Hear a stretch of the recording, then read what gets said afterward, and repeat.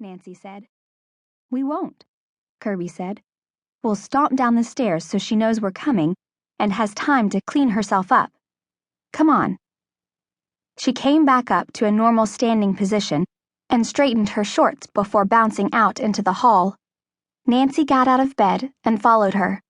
The thought of Kirby stomping any place was incredible, and it was something she needed to see. Kirby's feet were as cushioned as a cat's, so she followed, even though she didn't want to burst in on their mother in a private moment. She ended up being worried for nothing. Their mother turned to greet them as they came onto the porch. Her eyes were very bright, but otherwise, there was no sign of tears. You sounded like a herd of elephants, she said. I was sure it was Brendan. I don't think he's awake yet. Kirby dropped into a canvas chair opposite their mother and stretched her long legs out in front of her. Why are you up so early? You're dressed and everything. I thought you'd want to sleep in this morning after that long plane ride. I guess I was too excited to sleep. Elizabeth Garrett was a soft, pretty woman with a quiet kind of gentleness about her. I wanted to see if it still looked the same in the morning light. It seemed so strange to be back again in the same house I lived in as a little girl, to be sitting here on the same porch, looking out at the same sea. It's a bit like the Riviera, Nancy said, drawing in a deep breath of the salt air. Not as crowded, of course, and the sand looks whiter. She seated herself on the end of the chaise at her mother's feet. Is it still the way you remembered it? It's grown up a lot, Elizabeth said. Those pines along the driveway were only about 10 feet tall when I moved away. The flame vine by the door, I remember it as a scrubby little thing when my father planted it. Now it covers the whole wall. Other than minor things like that, though, it's the same wonderful place.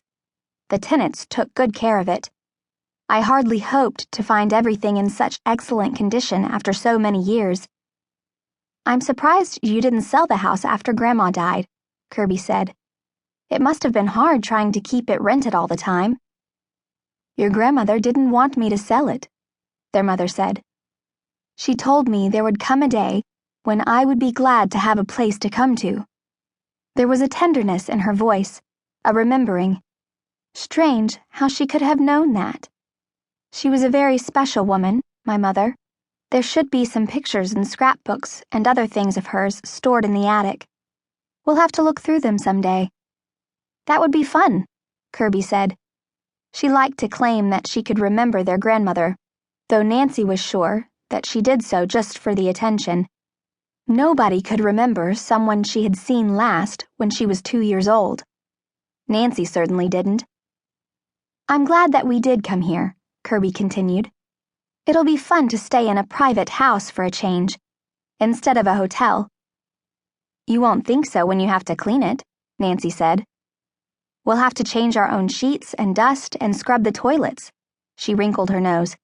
Just like people you read about in books. Still, it'll be a good experience, I guess, for a while. Girls, Elizabeth drew a long breath. I'm afraid I have to tell you something. This isn't going to be... The stairs thumped again, drowning out her voice. It wasn't fake thumping this time, but the sound Brendan always made on stairs, even when he was barefoot. He clumped through the living room and came out onto the porch, walking on his heels. His knees were bare and knobby under the edges of his swim trunks. What's for breakfast? He asked.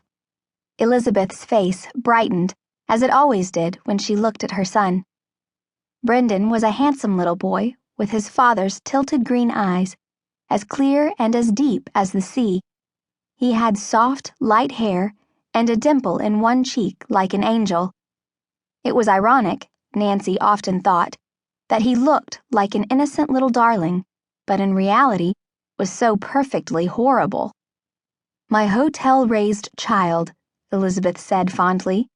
There's no restaurant service here. We'll have to take the bus into town and get some breakfast there.